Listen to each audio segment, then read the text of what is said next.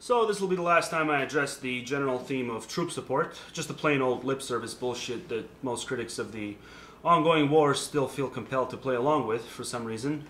I've done this a few times before, but I gotta do one more because it still passes for conventional wisdom, and that sort of pisses me off.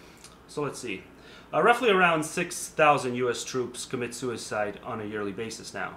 And if we're going to be realistic and admit that their experience plays a role in that decision, we have to at some point then ask ourselves if the culturally endorsed hero worship that we offer to these brave men and women, if perhaps that's feeding into some of their ego cravings and is thereby playing a role in their willingness to, their eagerness even, to re-enlist in times when they really shouldn't be re-enlisting. And for years now, Afghanistan and Iraq have been costing the US roughly around $30 million an hour. So from any angle you look at it, there's no justification to it. The bombing of Libya, especially, I mean, that was enthusiastically endorsed by, authorized by Obama earlier this year. And it was done without any attempt at war resolution, let alone an attempt to obtain a congressional declaration of war. So I think it's fair to say that that's the leadership of a dictator, just standard run-of-the-mill dictator that history is jam-packed with. And dictators always provide reasons for why these acts must be carried out, of course. And I'm not saying this as though it's some grand revelation. I'm saying it precisely because it does warrant repetition. Okay, it needs to be drilled into people's heads with respect to the current administration in the US. Because if we're going to concede that history is filled with foreign pawns who we frown upon, individuals who have re-enlisted times over in order to obey every last depraved order from their superiors, we have to keep in mind that these foreigners were by and large not exempt from also protecting the citizens of their respective regions of potential foreign attacks. And this is where the troop apologists make their cognitive disconnect. Okay, because all those foreign brave men and women did, by the same token, put their lives on the line to protect innocent civilians in the event of foreign attacks. Okay, in the event. So seeing as how the most prevalent rationale provided by modern troop apologists for their troop support is that the mere act of self-sacrifice to serve one's country is so noble and so sacrosanct that it warrants support regardless of whether or not the actions themselves or the agenda itself is support-worthy. Okay, so if that's the ballgame, then such conclusions have to be drawn not just with respect to where you happen to live, but world over. Because historically, most individuals who enlisted have done so for the sake, you know, for pretty much the same noble reasons, at least in their heads. So the same goes for the good intentions of the homeboys, who just happen to live closer to you, since that's enough for you to continue supporting them. Just the self-sacrifice aspect. Now, of course, if you happen to already be on board with the necessity of the no-fly zones, the bombings, or the full-blown occupations, if you view those as the lesser of two evils, just all the military bases that are installed worldwide, if you find the foreign policies of this administration in the US, if you find that itself to be just A-okay, if you think, you know, the military-industrial complex is just playing out its role in the freedom liberation mission, then obviously none of this applies to you, since I'm obviously operating under the assumption that the targeted audience is capable of accepting that the administration is wrong, if nothing else. And if you're incapable of uttering the words war crimes, or if you think that might makes right overrides stuff like Geneva Convention adherence, and you just want to turn it all into some sort of a power politics punchline, well then yeah, obviously it wouldn't make sense for you to apply a universal standard to troop support. It would make no sense whatsoever, given the might makes right driven big boy realism that you're compelled by. So straight off the bat, I'm not trying to sway any neocons or any of their middle of the road sympathizers, because by this point, if you're still clinging to any of those positions in this age of information abundance, where especially a lot of this secrecy crap has been halfway exposed, and we've seen the officials, the government officials, get their panties up in a bunch over it, then what the hell am I going to say here that hasn't already been shoved in your face, and that you haven't already just promptly gone on to ignore or work your way around like the would-be little Johnny Cochrans that you are.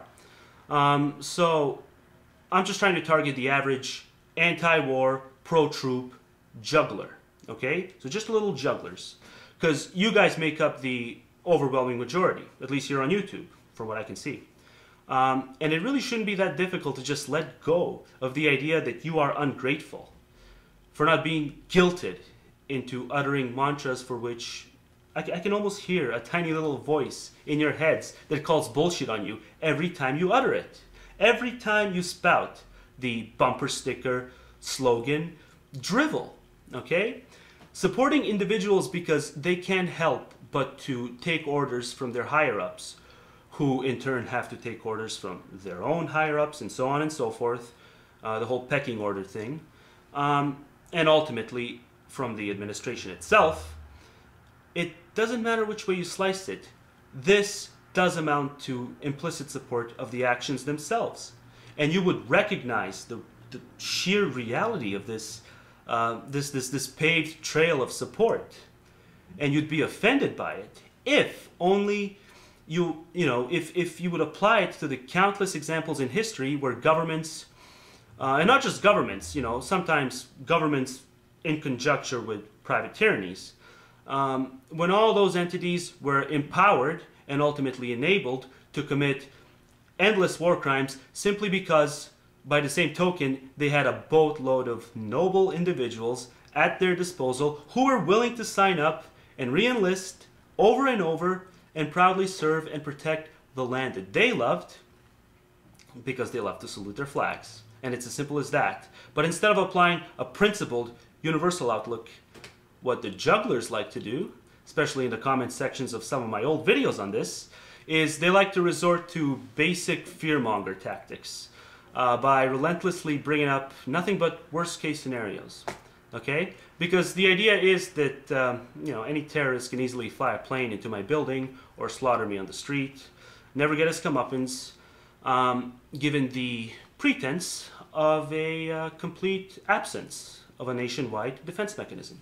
Seeing as how that mechanism apparently has to be made up of these people, okay? These people who enlist under all of these do-or-die contractual conditions, where they have to obey everything, come hell or high water, or they're simply not going to exist, and we're simply not going to have a replacement defense mechanism.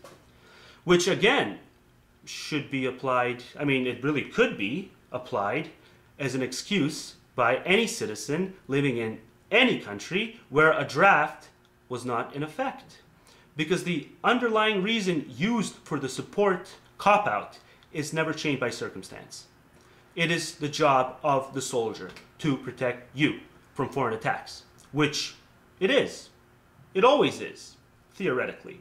So, regardless of how much blood is pointlessly spilled by them overseas, as long as it is still their job, as long as it is still in their job description, not their actual actions, but just their job description, as long as that remains connected to protecting you on some sort of, nebulous way, should something go catastrophically wrong, not that it does, but in the event that it does, the obligation to support them abroad, come hell or high water, must be contrived and maintained.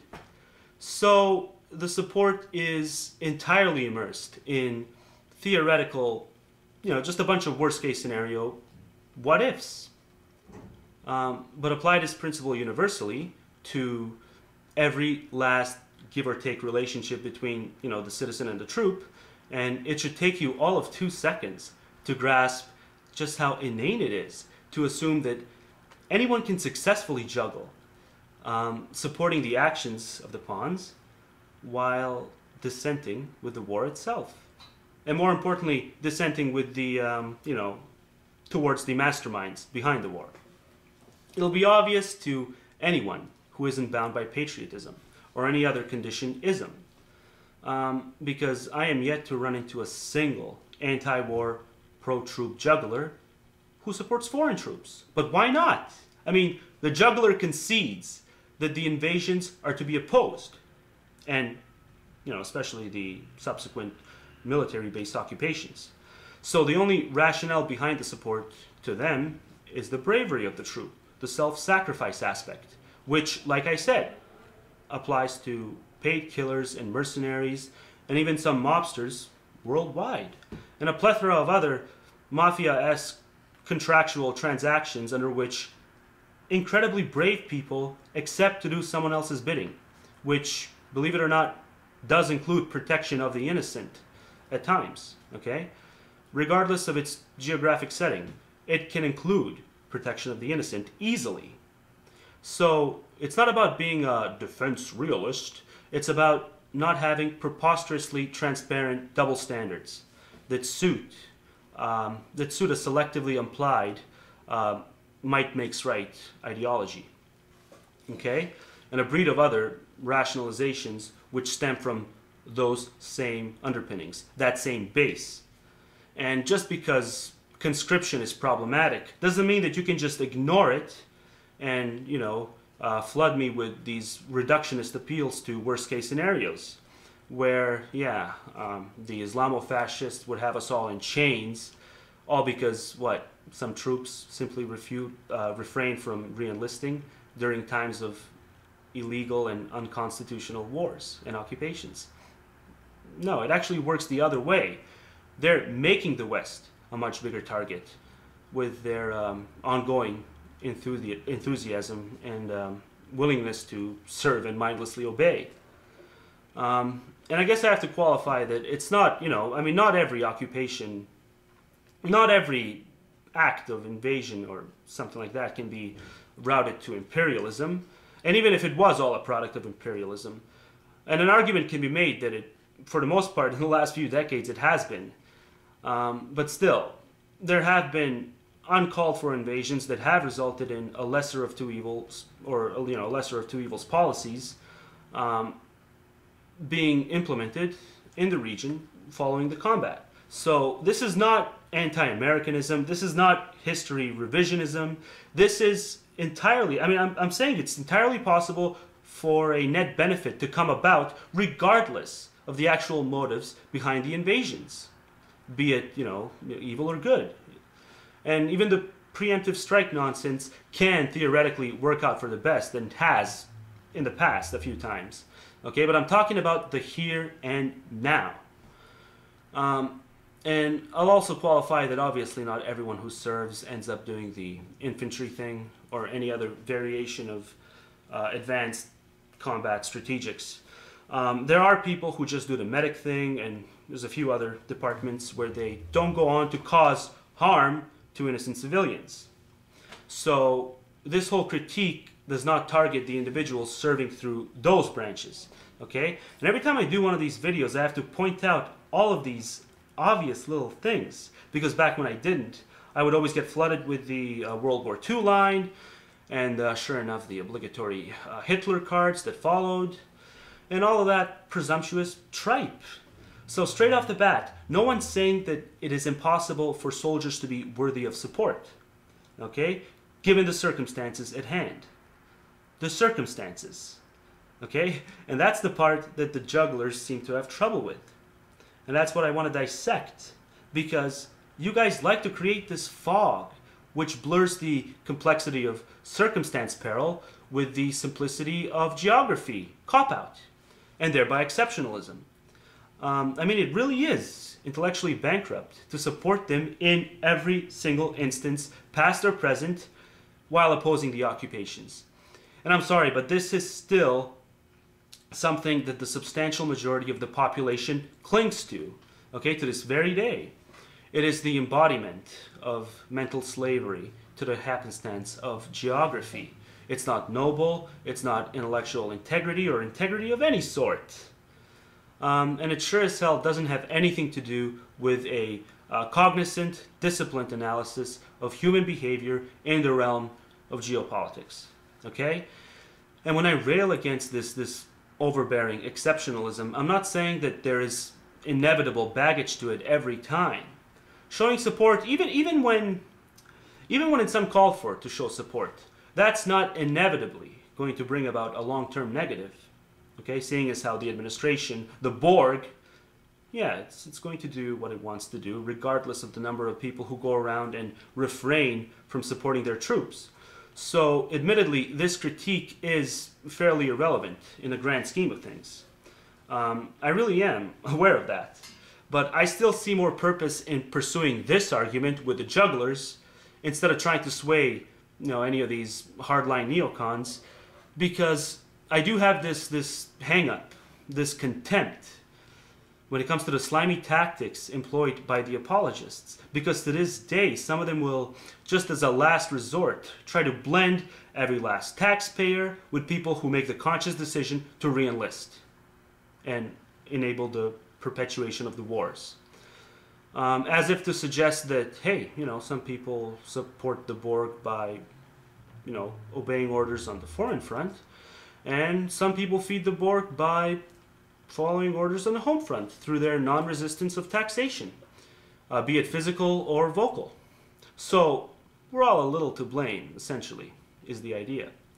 And by that scope, why single out war crime era re-enlistments, right?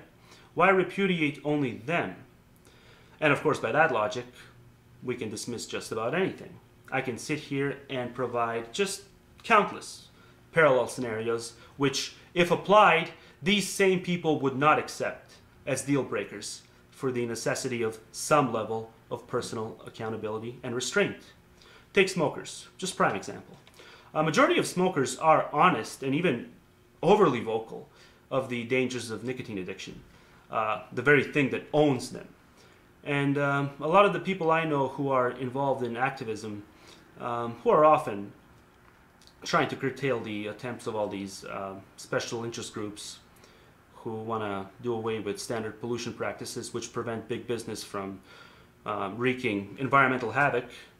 All these people who I know who are involved in all this activism, they're often smokers, okay? Just heavy smokers. But see, the thing is, because they are already addicted to nicotine, the idea would be that they just need to keep their mouths shut when it comes to pollution, or the general vice of addiction to begin with. Because, hey, they've got no leg to stand on, they're addicted, and they're also negatively impacting the environment with their little puffs here and there, and they're not willing to stop it, so who are they to complain, right? It's inane. It's completely inane. And there's just so many other scenarios where people just fail to apply consistency to how they handle any other criticism made by someone who is imperfect. Okay? Animal rights activists, just another perfect example. Or not even activists. Let's just limit it to people who boycott all products which contain fur, but people who still choose to eat meat. Okay? So, I mean, I've known people who were convinced that fur boycotts were just completely hypocritical if they were proselytized by meat eaters. And of course, we can just take it one step further and assert that that it is the height of duplicity for, to be a vegetarian for ethical reasons, but not a fully fledged vegan. And we can even step it up a notch from there, because what about people who avoid all fur products, all meat products, all dairy products? So 100% vegans, and who go so far as to never even swat a fly, but still refuse to be on the lookout for insects while walking. According to the tax, troop, guilt equation, this means that these people are in no position to complain about the current, stance of animal welfare, seeing as how they're all also part of the problem, even if to a minuscule extent, given their lack of being on a constant lookout for insects. It's just absolutely preposterous. Because essentially, it has to be this all or nothing equation, or it's going to be seen as hypocrisy. But it never pans out. I mean, take me. I think I do fairly well when it comes to boycotting products made by corporations, which I know for a fact contribute to atrocities worldwide. And despite that, if I get a present from someone who I don't know all that well, and it's a product which is bought directly from one of these corporations, I suppose I could tell this person that I'd like to have the warranty, or the receipt rather, so that I can return it for a refund. But I wouldn't do that. I wouldn't take it that far. I would make an exception. Okay? And apparently that says something about the integrity behind my motivations overall. But it doesn't. All I'm guilty of is basically not being as dedicated as your average monk is to chastity. Okay? And there's absolutely nothing else to it, but people will try to infer something else from it because contriving a complete wash is to their convenience. So just try to be mindful of the fact that when it comes to personal sacrifice, there's always a scale. Okay? And it's impossible to give up every last facet of convenience, especially when it comes to stuff like, you know, taking for granted the fact that we don't constantly worry about stepping on bugs. And I'd put non-resistance of taxation in that same category of petty nitpicking.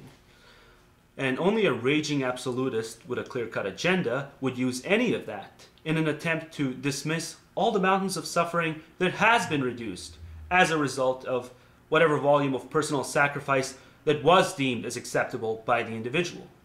Like, for instance, deciding not to re-enlist, even if it means having your comfy benefits slashed with your new replacement gig.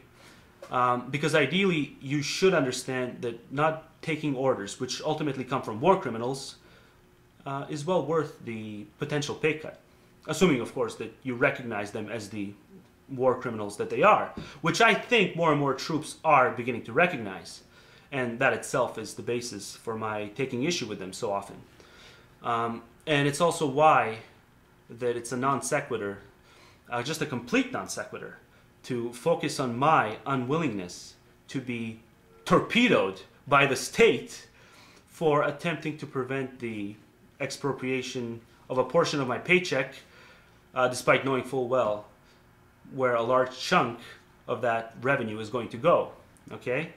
And you can say that the limitations of this threshold are entirely arbitrary, or at least there are components of it that are, you know, pretty arbitrary driven. But the mere presence of that has never defaulted us into just never bothering to, you know, strive for anything at all. No, we're perfectly justified in getting irate when someone fails to put in even the minimal effort necessary, even though maximizing perfection is unattainable. You know, we can still recognize that a minimum is unacceptable, or even, you know, less than a minimum. And just to break it down to a really crude example, I guess, but a perfectly applicable one.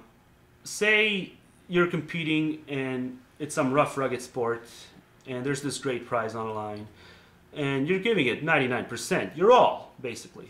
Mind you, still failing, you know, still falling technically 1% shy of giving it your all. This shortage on your part doesn't make you a hypocrite for bitching at your teammate for his lackadaisical approach. And ultimately, you know, his failure to put in even 30%, which directly resulted in your team losing and you not getting the prize. No, there's always a scale. But it's still inane to suggest that the scale itself proves that we can't draw any rational, pragmatic conclusions about anything as long as it revolves around somebody having to personally sacrifice some level of comfort. All because the scale can get sloppy and convoluted in some scenarios. And I agree that it can, okay? But let's not pretend that there's no circumstance where our vision isn't completely tainted. Because we wouldn't accept that in any other realm, like sports, okay? Mere complexity is not enough to call off the need for any post-game analysis when it comes to sports. And you have to apply consistency to that rule when it doesn't suit you. And we know nobody does this. Adherence to the principle is entirely selective, especially when it comes to the heavy stuff, like a pedophile's subjective threshold of horniness, resulting in a failure on his part to comply with age of consent laws. Now, you wouldn't humor that one. Nobody would humor that.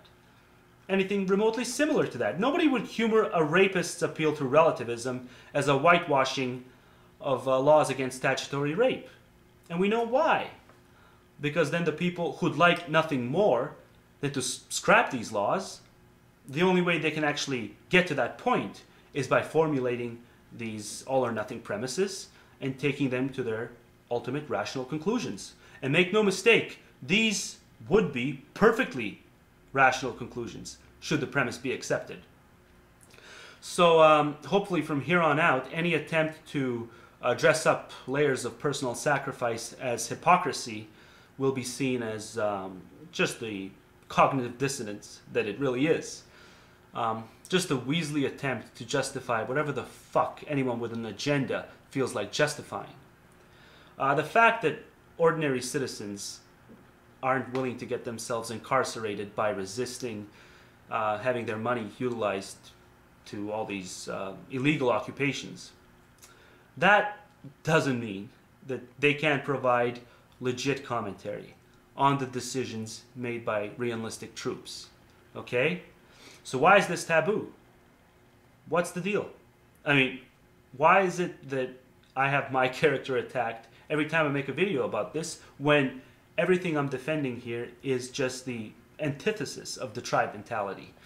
I mean, if you look at it, it really doesn't take much to trigger hostility. You can be as mild as possible, but if you refuse to be an ostrich, if you refuse to read the script of appropriateness, you will be bombarded with double standards, especially in public settings. And the 10-year anniversary of 9/11 really did shove that ugly reminder in my face, because I had some nasty face-to-face encounters with troop defenders. It really was ugly.